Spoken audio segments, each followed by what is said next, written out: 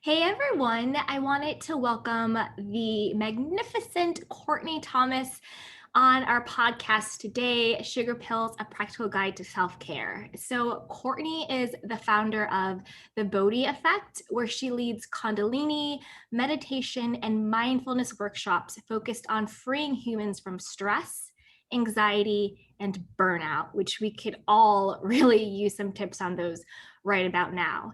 She's also driven to unlock your human potential and to help you become fully aware of how you show up in your daily life. Courtney also offers workplace wellness workshops, online courses, classes, and retreats.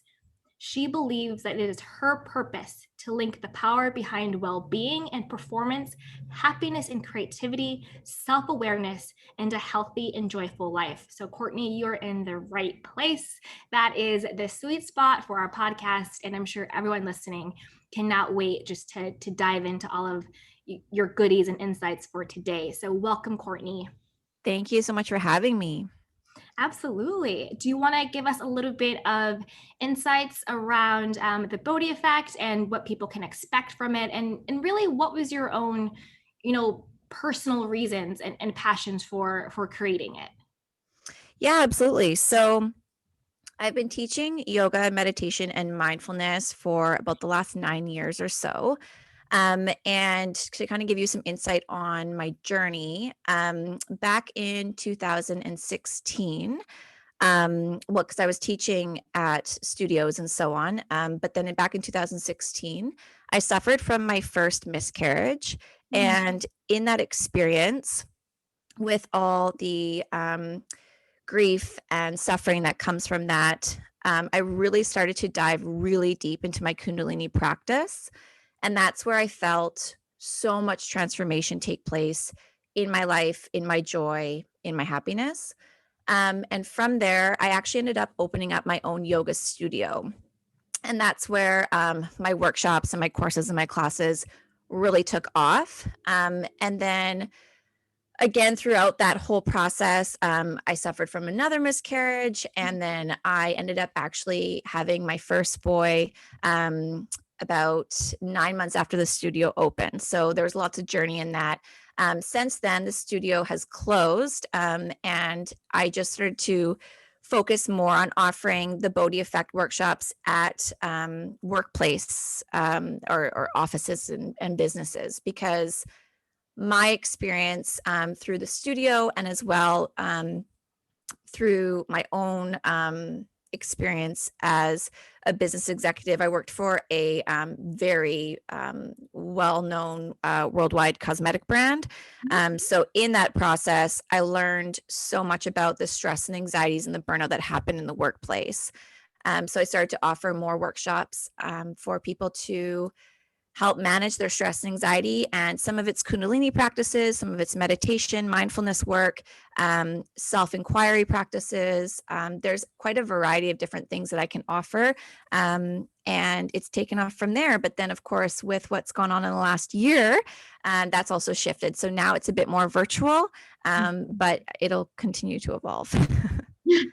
No, definitely. It's definitely a time for pivoting.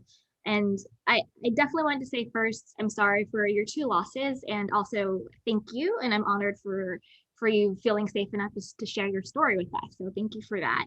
And I Absolutely. yeah, and I know that, so many women and men too, because they also suffer that same loss and grief, will be thankful for you for being so transparent. So thank you.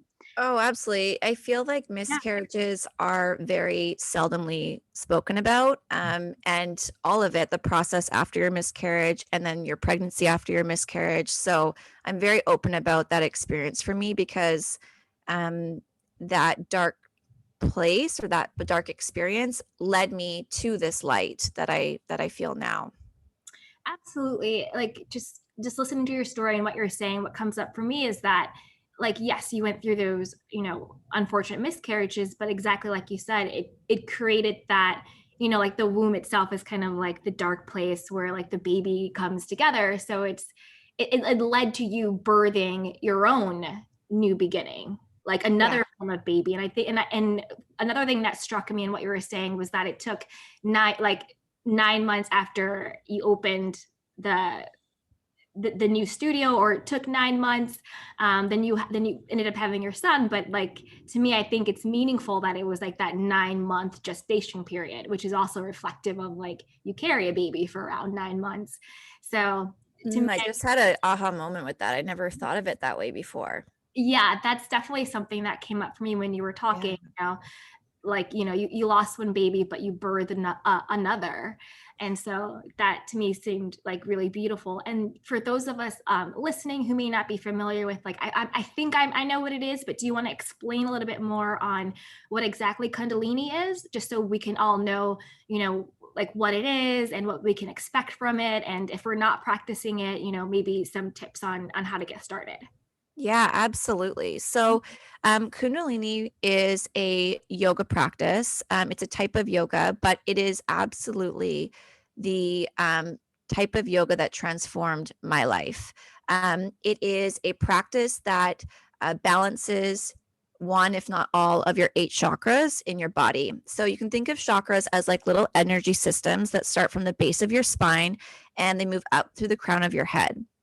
And you have 8 of them that if one is off balance, you will lean more into uh,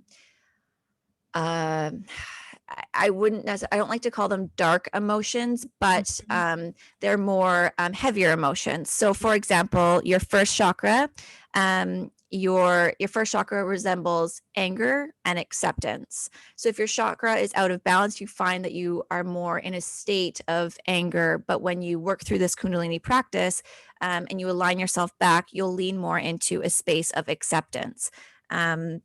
And then and I lean into more of your talents, so your shadows and your talents. Mhm. So the Kundalini is there's a lot of movement. It's powerful movement. There's powerful breathing, but it's like you kind of get everything in one. You get your meditation down, you get your very powerful workout down, and it really transforms your mind, your body, and your soul.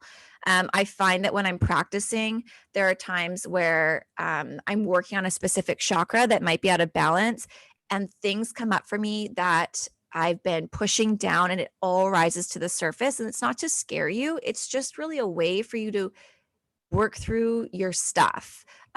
Sometimes I find when people say like, sit in your pain and work through your pain and that way you will heal it. People are like, well, I don't even know what that means. Like, how would I even begin? And meditating in stillness can be really uncomfortable for people.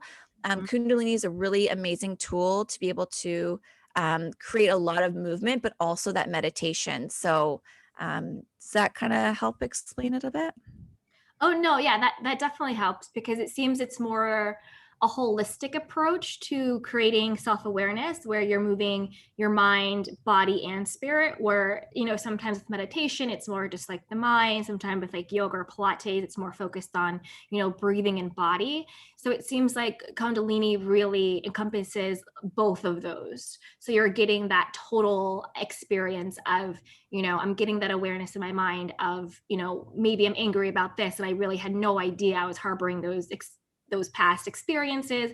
And you're getting that awareness of those beliefs or blockages, while exercising through your body and your breathing, and really getting connected to yourself. So it seems like a holistic practice in one, rather than having to do, multiple things to get, the holistic experience. That's exactly it. Yeah, I feel like I I've experienced the most enlightening moments through Kundalini, and I find that it is the strongest practice for me that brings me back into alignment. Like, it's quite funny whenever I'm feeling out of alignment and like in that more shadow experiences where I'm feeling more angry or feeling like my ego is really coming up. Although my husband probably wouldn't say it in those words, but he'll be like, maybe you could go and like practice some Kundalini. And it's usually because my practice is really lacking that I'm like, okay, yeah, you're right. And it's a quick shift. Especially as you continue to practice. Like, there's times where like I can just do an 11-minute meditation. That's a Kundalini practice that just like gets me back into that space of clarity, creativity, and just joy. I love that. I love that. And I was like looking over your stuff, and you also said that you had a practice of being able to feel happiness when life is difficult. So I Mhm. think Kundalini seems to definitely be connected to that. Like even if you're going through a difficult time, you can take that intentional time and space to reconnect to yourself. So do you have any other insights on, how do you shift your mood? How do you shift how you feel even when external things might not be going well? Yeah. So again, when I'm practicing Kundalini, what that's done for me throughout this entire practice of mindfulness, meditation, Kundalini, is it's raised my awareness on the way that I act, believe, think, and speak. So, one of the ways I have spoken about that has shifted me into feeling happiness when life is difficult is really watching the narrative and the story that I attach myself to at that specific moment or in that specific difficulty. So um, we can get really caught up in the stories that we tell ourselves of what to be true. And I think through these practices that I'm talking about, you lean away from it. You detach yourself in the sense of where you just kind of are able to become much more present with what is true. And so I really watch my verbiage um, as far as like using negative terms, using negative words, having awareness on like, well, if I shift around that story, how do I feel? Mhm.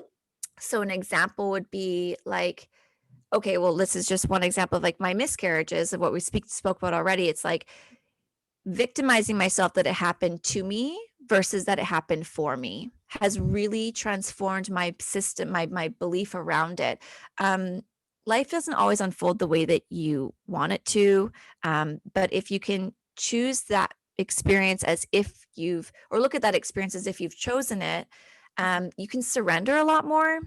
And that shifts me into a lot more joy, happiness, softness, and gratitude for it. No, definitely. I love everything that you're saying. I think, changing the narrative and really being mindful of your self talk, I think is one of the singular most powerful things you can do to shift your life, because the person who talks to you the most in this world is yourself. And, thoughts become things. So what you think you believe and what you believe is what you then act upon, and what you act upon becomes what manifests in your life. So really getting clear on the story you're telling yourself is Mhm. is super important. So I think that's a great insight.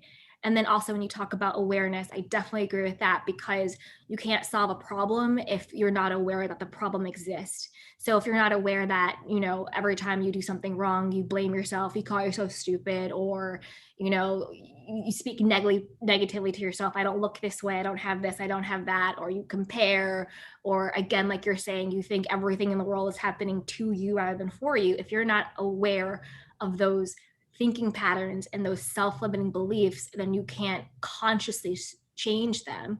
So what I'm hearing is that you have a great practice where you're able to create the awareness, get some detachment on the story you're telling yourself, so then you can consciously, intentionally create a new story for yourself. So then that way you're actually like co-creating your experience, because you're saying, well, I'm the author of these thoughts and this story. So as the author, then, I have the power to change it. So if I no longer want to feel like this, then I have the power to shift that. So I think it's a really great way to really take your power back and then meaningfully design your own life, which it seems like you've done, and that's what you teach. I think that's really beautiful. And Yeah, yeah. you're summing it up beautifully for me. And I think as well is that what's really been profound when I'm in these workshops or leading these workshops or classes or courses is that how many people have never really stopped to be curious of their thoughts and their beliefs and their actions and their words, because we have been raised in this society to say that if you're not busy and exhausted and overworked, then you're not worthy. And so it's been very fascinating to hear people who are just like, oh my gosh, like I had no idea that like that's even a possibility to slow down. And then once that awareness, it's kind of like, I don't know if you've experienced this as well, but like once you start to raise this awareness and do this work, you can never go back. Like you're just like, wow, Yeah. I didn't ever stop. And then you get this awareness and you're like, I can never unthink this now. I can never unhear this or have this awareness. Like, Yeah. can I swear on this podcast or no? I don't know. Go ahead, knock yourself Okay. out. Okay, so like I will just give an example of the other day, my son, he woke up in the middle or early in the morning, and my husband, I asked him to go and get him, and we both had bad sleeps, and though I labeled myself as having worse, and so I was like, can you go get him? And he started getting upset, and then I started getting upset again, and I ended up calling him a fucking asshole. I'm like, well, you're a fucking asshole. Go and get. And I said it, and that vibration, that low vibration, created such a low experience in our conversation. And he took it like a champ. He just was like, I gotta walk away from her. She is like not okay. I was on like 2 hours of sleep, but what was crazy was that awareness now, like I cannot undo it, where I laid my head back down thinking like my ego was like, I'm in the right. I had every right to say that. I had a terrible sleep. I was up with him all night. I was up with the baby all night. And I started to tell myself this strong narrative and story around it. But then it was like this powerful voice that was like, nah, Court, like that was not okay. You don't speak like that. Now the way that you're feeling is you've created that experience now for yourself. And so it was a lot easier to go and just own it and sit in that and then do something about that. And I can't, like, so if that makes sense, like I can't get away from those thoughts anymore. I can't get away from that awareness anymore. Yeah, it's like you woke up the dragon. You know what I mean? You woke up the dragon, you can't ever unsee the wizard. So it's like now that you have that awareness and you have that new level of consciousness and being, it's so yummy and delicious, but it will also like check you. So I love that story you told. And what came up for me when you were talking about that, especially with ego, what I felt was, you know, I can, like, my point of view can be valid without having to be right in order to make somebody else wrong. Because you know, the story you're telling yourself, we were like, well, I'm right, my husband's wrong. But you could say how I feel is valid, and that is enough. I don't have to make somebody else wrong in order to prove that I'm right, you know? And absolutely. And that's what really came up for me when you were talking about that story. And I think that's such a powerful perspective to have, where you can, you know, you can stand in your power, you can stand in your position and be like, what I think, want, and feel is 100% valid. However, I do not feel the need to make somebody feel less than or wrong in order to prove how valid I am. You know, and so that's what really came up for me for that. And it just feels so much better when you approach it that way, when you have the approach of that, when you approach it with more softness and less attachment, and just exactly you're saying, like, this is how I feel and my feelings are valid. This is, but you don't need to shame them, and you don't need to, or whoever it might be that you're speaking of. And like I said, like when you want to finding happiness or feeling happiness when life is difficult, like that experience was very short and small, but that was I felt a rise of anger come. I felt reaction come over. I felt, which is all just ways of experiencing fear, but so I felt like a difficult moment come up. How can I still feel happiness and joy and love in that moment when it doesn't necessarily cancel out the difficulty? And this is a very minor experience, but just, do you know what I'm saying? Like, it's just totally. That you can still experience happiness and joy in difficult moments. And it's all just awareness of how you speak, how you act, how you feel. It's totally. Yeah, quite fascinating.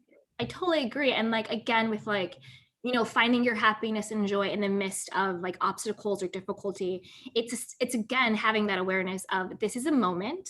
If it's like a small moment with like a fight with like my husband, or if it's like a bigger moment of whatever somebody has going on, you have that awareness of this is just a moment, and like this too shall pass, and I have the tools that I need to get through this moment, and I have the grace for this moment. I think I forgot who said it, but someone said, grace isn't the absence of the struggle, it's the presence of protection. And so that's kind of like how I think of it, where it's like, okay, I can be going through a struggle in my life, but I know that this struggle isn't going to define me or destroy me, and I have the grace to meet this moment. And then I also think about, like, especially what you were talking about before, like now that you have this level of awareness and now you have this level of consciousness, you're not just going to be flying high all the time. Like you're still going to have those same patterns creep up, and those same, difficulties come up. And like the trick is meeting it this time with like that new level of awareness and compassion and grace and understanding and perspective. So it's not that you're slipping back, it's not that you're not doing well in your progress, it's not like, oh, I thought I was healed from this, why is this happening again?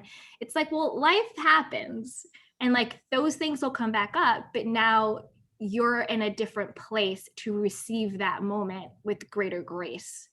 And so I'm I so think, glad you brought that up, because yeah. I think it's really what comes up a lot for my clients or people that are in my spaces that are saying that, I've been doing this work and it's not sticking. Nothing, like I still feel this way. This still comes up for me. And one of the ways I've found freedom in that is that to really understand that there is no arrival.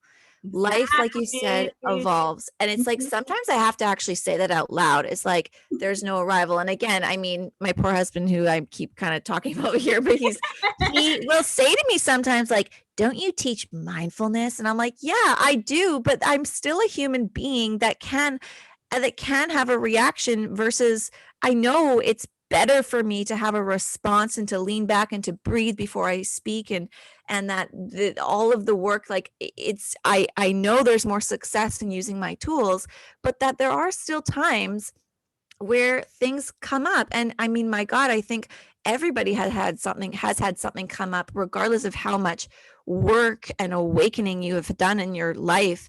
Mhm. This year a lot has come up for people. And I mean, I feel, at least we're all going to look back on this year as an absolute gift. And that's, it might be very triggering for some people to hear because they've lost a lot. But at the same time, I think that, yeah, if you want all your stuff to rise, this has been the time. And that knowing and recognizing that it's okay if you've had a day where you're out of alignment, but you need to use your tools in order to get yourself back into that space of joy, of gratitude, of love, and that there's no arrival to just like, you're never was one day going to be like, all right, I'm enlightened. I always am just like in a space of joy and light and love. It just doesn't really, that's just not realistic. It's not realistic at all. And I think, like listening to you speak, what came up for me was it's it's exactly what you said. There's no there, and it's not about like, oh, I'm always joyful and enlightened and all that. No, that's actually not the goal. The goal is to be able to always know that you have access to joy and to peace and to happiness and to um, abundance. So it's not that you're always in that happy, joyful, enlightened space. It's that you don't forget that you always have access to it. So that something bad can be going on, whether it's you're just in a funky mood or there's actually something wrong. It's remembering that you have access to it. And the people who experience, like depression or anxiety or, feelings of despair or hopelessness, it's just that they've forgotten that they always have access to that. They Yeah. always have access to that source, that that lovingness. And you just have to remember that you can always tap back into it. So it's not that you're always just in it. Like that to me would kind of be a little bit of a red flag if somebody was always on cloud nine. Yes. Another extreme.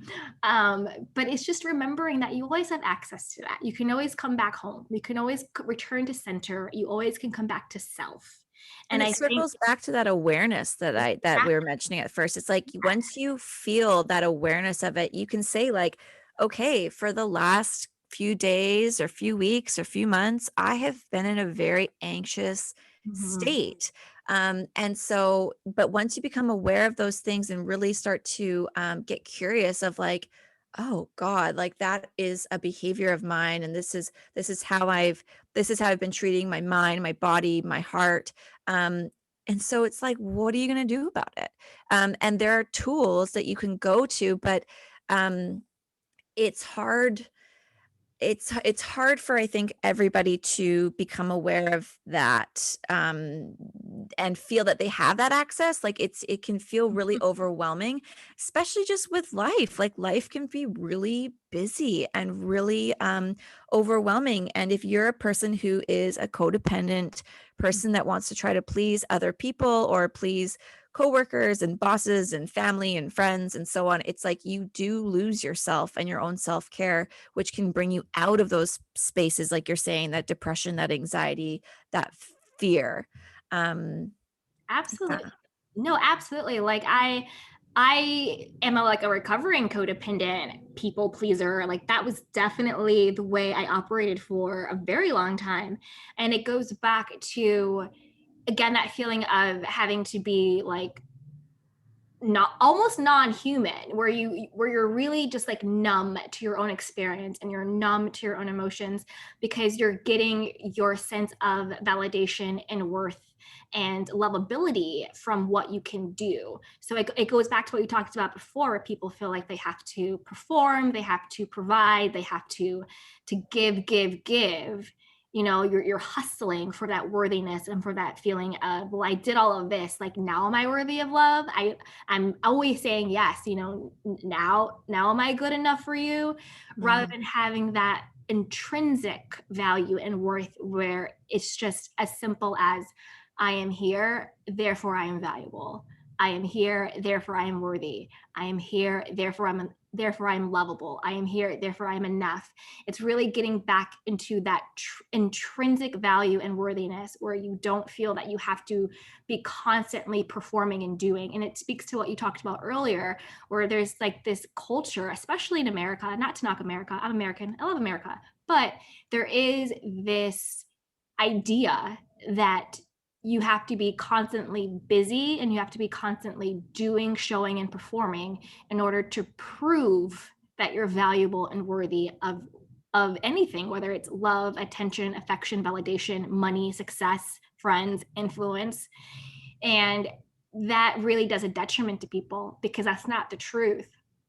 Because if you believe that there is anything outside of yourself that can give you worthiness, then therefore you believe that there is something outside of yourself that can take it away. And that's why people stay in unhealthy relationships. That's why people are codependent. That's why people please. That's why people work themselves to death at jobs they hate and are not fulfilling because they are so fearful that if they stop being yes people, if they stop, you know, giving, that then they will no longer be worthy of love. And that's basically the essence of it. So it's really returning to your intrinsic value and worthiness. I am here, therefore I am lovable and worthy, period. And once you get to that place, then you're able to say, well, this is what I want and I need. This is what my boundaries are. This is how I'm going to take care of myself. Oh, you know what? I'm in a funk. I'm being, you know, kind of sassy. You know what? I'm a human being. I forgive myself anyway. And, you know, I'm just going to go say sorry, you know? So these big things don't become crisis. They don't become, you don't, and exactly again, what you said before, they don't become this internalized narrative about yourself in a negative way. And Yeah. And I try to kind of remind people like you're a human being, not a human doing. So you need to just be. be here, be present, and know that by sitting in your truth or sitting in your presence, you are worthy. And people get so caught up in this rat race.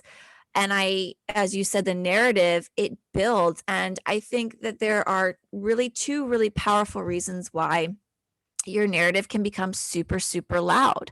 And a buildup of energy is part of it. It's like you have, like, when you can feel it in your body when you're super nervous or when you're super excited, and you don't know what to, that energy in your body becomes so powerful that your mind starts to really narrate what it is that's going on in order for you to feel almost more in control and more safety. But if you just kind of let that go and just recognize that you're hearing your voice, you're hearing your narrative, you're hearing your story, but that's not really what it is. That's not really true. That's not really that's not your truth. It's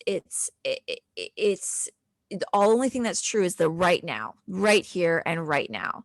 And I think it can become very, and we all have it, that voice in our head, we all have it. But it's just recognizing when it's real and what is true versus what you're creating in order to feel more safe or more better about a circumstance, because the voice is there to make you feel better or worse about the situation. That's really all. That's really what it's there for. And when you recognize that and you're like, oh yeah, like sometimes my voice in my head is jiving with me, but there are other times where, like, oh my gosh, this like imposter syndrome that starts to come up for me and starts to tell me of my worth, and like you just everything that you just said, if you can catch it and you have that awareness and you're like, that's not real. What's real is just what's here right now, right in front of me. And I'm feeling a specific way. And so what am I going to go do about it? Well, I'm going to go and use my tools. I'm going to go and meditate. I'm going to go and practice a Kundalini. I'm going to go and tell somebody, write a message of love to somebody. I'm going to go journal. Like, there's so many different things. I'm going to go out and be in nature. And I mean, we could go into a list of different tools. I mean, I think your podcast is an amazing way of just being a kind of like, I like the idea. Actually, I was looking at your podcast of like somebody just closing their eyes and like picking one and like trusting that that's the one that they need to hear that day. But there's just different things that people can do in order to like find their tools and find their way or their resources, again, of bringing themselves back into grace, back into alignment, back into a place of love. Yeah. And I love before how you were saying, a lot of people are never curious about their thoughts or their feelings or their beliefs. And just exactly that, like you could be feeling nervous or you could be feeling excited or you could be feeling angry or whatever. What if we approach those feelings with curiosity and you're just like, wow, I wonder what this feeling is trying to tell me. I wonder what this feeling is trying to teach me. Or like, when was the first time I felt anger? Or like, I wonder what's beneath this. Yeah. Like, so it's detaching from like its big meaning and its big like scariness to approach it with a curiosity. Like, yeah, and I'd love your listeners to ask themselves even now, like, how often in your day to day were you truly aware of the way that you feel? We don't stop, and it's very fascinating to just understand, like, once you start to explore it, how much peace and surrender is in it when you're just like, oh, this is how I feel right now. It's not often that people stop. And I think that there's just it's being aware that you're aware of your daily life. That's where I think that's the goal, right? It's just kind of being aware of, again, your actions, your feelings, your thoughts, your words throughout your daily life. And you can't, once you start, you can't get away from it.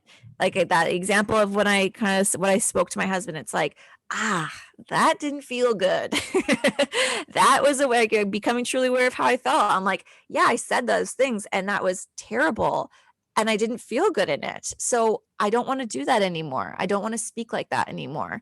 And And I hope that the next time I can catch myself in that circumstance of like, okay, my blood pressure is starting to rise. I'm starting to feel tension in my throat and in my chest. This is usually when I would call him an effing asshole. And so I'm going to walk away. I'm going to breathe. I'm going to go and just like, I'm going to say like, I need 5 minutes. Like there's just different ways to react versus respond. And that's again, getting curious of like, well, how did that feel when I spoke like that? Or how did that feel when I ate those things or did those things or watched that thing, listen to that. Like everything is a vibration. I feel like I'm kind of speaking all over the map, but I hope I'm making sense. No. You're making perfect sense. And when you talked about all of those, sensations, I don't know if you ever read Eckhart Tolle's A New Earth.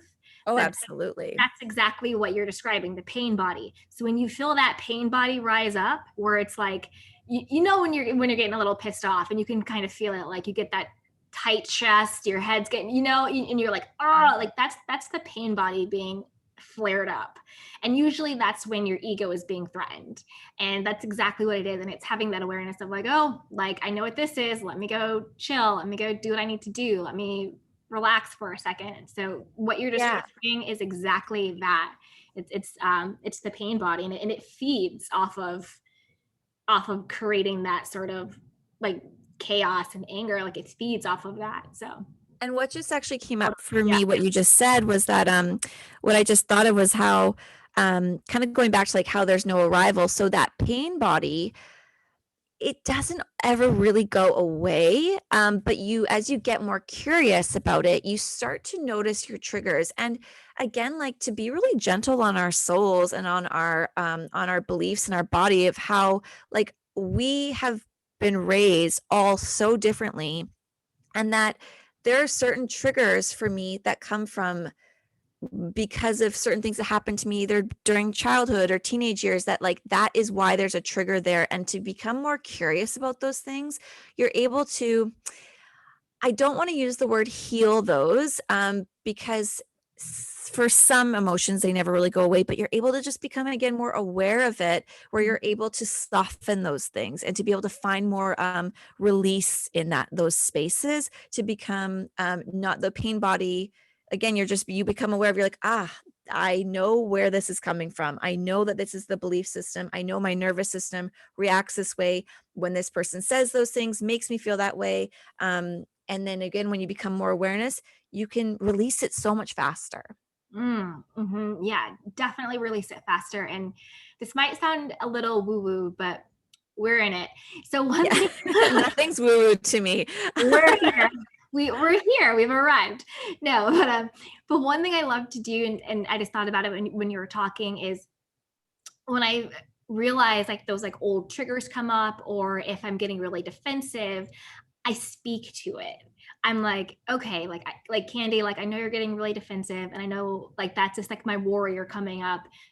Thank you so much for protecting me when I needed protection in the past, but I'm okay right now. Because all of those triggers and all of that defensiveness and all of that ego is there because at some point in your childhood or some point in a meaningful part in your life, you needed that in order to survive. It might not be like actual like physical surviving, but you needed that in order to survive, whether you weren't getting like a mental, emotional, spiritual, physical, need met. So you created those coping mechanisms and those coping styles in order to survive in that moment. And that's what you just got conditioned to do. So now, like if you're in adulthood and you're still using those defenses and you're still, having those triggers actually were installed to protect you. But now that moment has passed, it's actually sabotaging you. So you have to remember, like, okay, like just again, being gentle with yourself. Thank you for protecting me when I needed protection, but I'm okay now. So now you be less triggered by those things that happen that isn't actually a threat. It just reminds you of the threat. It's like, oh, the last time I felt, because like think about it, like nervousness and excitement kind of feel the same. So if you get this feeling of like excitement that you have to do something, but the last time you felt nervous, you got really embarrassed by something, you might stop doing things that excite you because it just feels the same. And you're fearful of feeling that embarrassment or whatever it was again. So those defenses and that ego and those triggers we're always installed to protect you, but you have to know, when is this protecting me versus when is this sabotaging me? And it's really getting that clarity and that awareness of what's going on within you. I've been nodding powerfully throughout this whole thing. I'm like, Yeah. yes, yes, yes.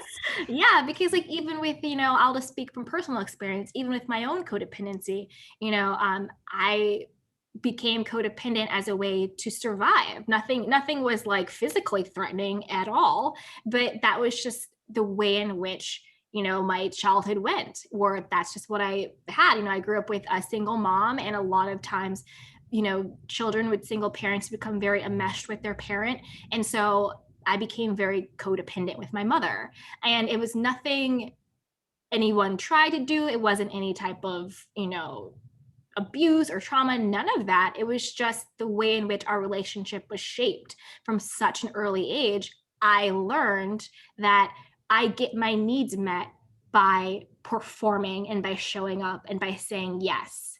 And so that's just what I believed. So until I was able to get the awareness of what were the belief systems that was ruling my life as an adult, was I able to shift those beliefs. So what served me in my childhood was sabotaging me in my adulthood.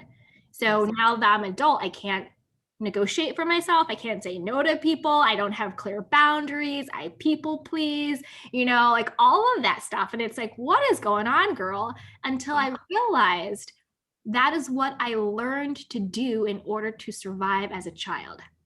Oh, I'm so grateful for that share, because that is a Yeah. perfect example. And I don't think that people are aware enough of how the nervous system is built. In your body, the nervous system is that fight, flight, or freeze. And that when we're wired a specific way in our childhood, that it takes work to unwire those things. But again, it kind of goes back like that curiosity that we're talking about. It's like, well, why am I bad at negotiating? Why am I such a people pleaser? And as you start to explore those things and become really aware of how you were wired, how your nervous system was built, you can shift and change those things in order to, again, feel more free, to feel more in your own truth. And to kind of circle back to Kundalini, that Kundalini is a practice that does rewire your nervous system. It works your nervous system in a way where, yeah, your shit comes up, but you just can't unsee it. And you really start to find ways on, when you have those deep challenges, on like, how do you stay steady? How do you stay calm? What are the things that don't serve you, the fears, the worries, and how do you stay to like access your almost true strength that you have deep inside and your true truth. At the very end of every practice, I always say the word Sat Nam, which means speak your truth, live your truth, and be exactly who it is that you want to be. But there are certain things in our lifetime that we escape from our truth in order to, like you were just giving the example of like codependency and how we're all raised so differently, and there's certain things that are going to happen to our life that we will have no control over. Pretty much everything that we have happen in our life we have no control over, but right, but that if you can just bring yourself back into that awareness of you, again, your truth of like who you are, and bring yourself back into that space of joy and love, you will find that softness and that surrender inside.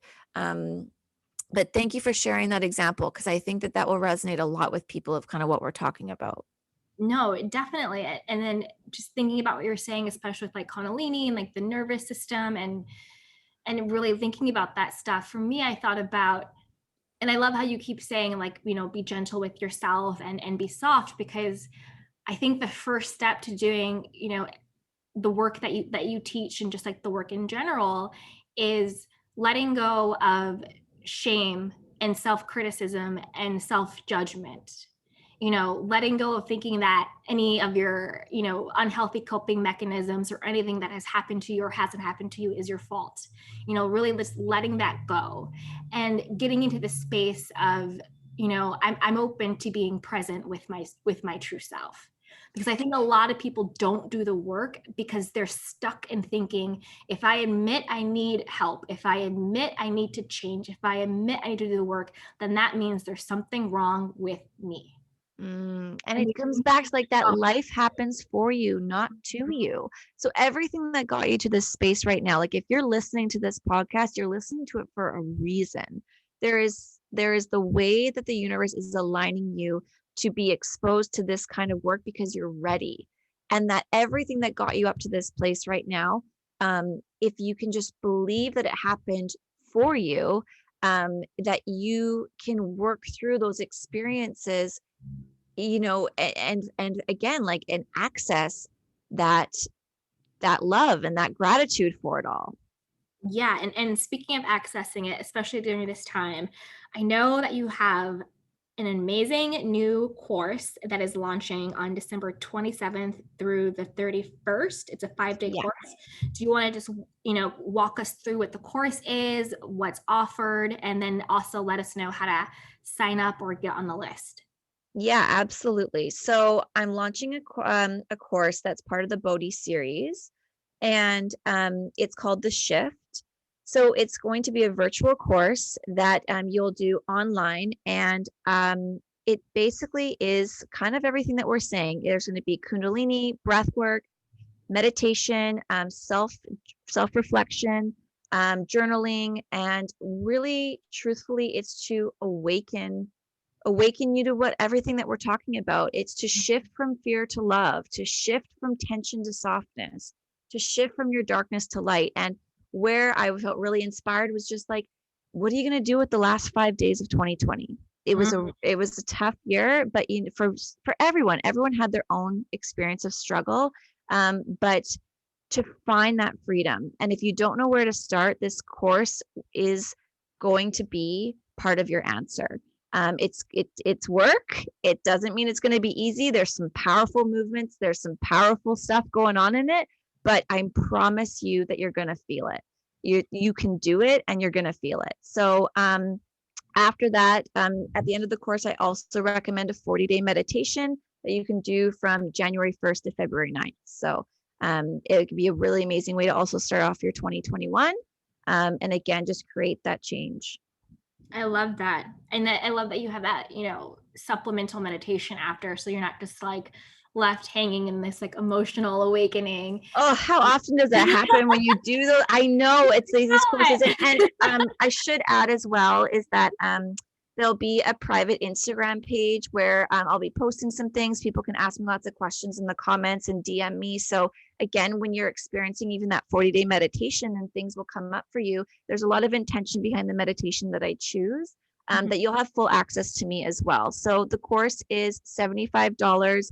And so again, not too much, but there is also a discount price for the BIPOC community. So you can reach out to me for that as well. But I just, there's a lot of intention behind this series and intention behind this course, for people to really shift their thoughts and to shift their feeling back into a space of gratitude and joy, and awareness. Yeah. Yes. What came up for me when you said, especially the shift, it's really shifting from, victim to victor. Cause I feel like a lot of times people can take 2020 and have this like victim mentality, but with your work that you're doing in like this course and the meditations and even this conversation, it's really about being empowered. And like, regardless of what's happening outside of ourselves, we are empowered to find that stillness and peace and joy within ourselves. And so for me, it's really that shift from victim to victor. So thank you so much for the work that you do. I know you're just helping so many people, and everyone who listens to this podcast, I know is going to leave it feeling way more empowered and way more inspired to create that awareness and shift in their life. So thank you so much for being with me. Oh, I'm so grateful for you inviting me on the podcast. And I just I think that what you're offering to the world is magic. And so thank you for all the work that you do as well. I sent you some links. So again, you can find the course on my website, which is just at thebodhieffect.com, as well as you can find it through the information on my Instagram page as well, which is also at the Bodhi Effect. Yes, and I will have everything linked in the show notes. So you guys can just go on the show notes and click it and sign up for her course. Beautiful. Thank you so much, Candy.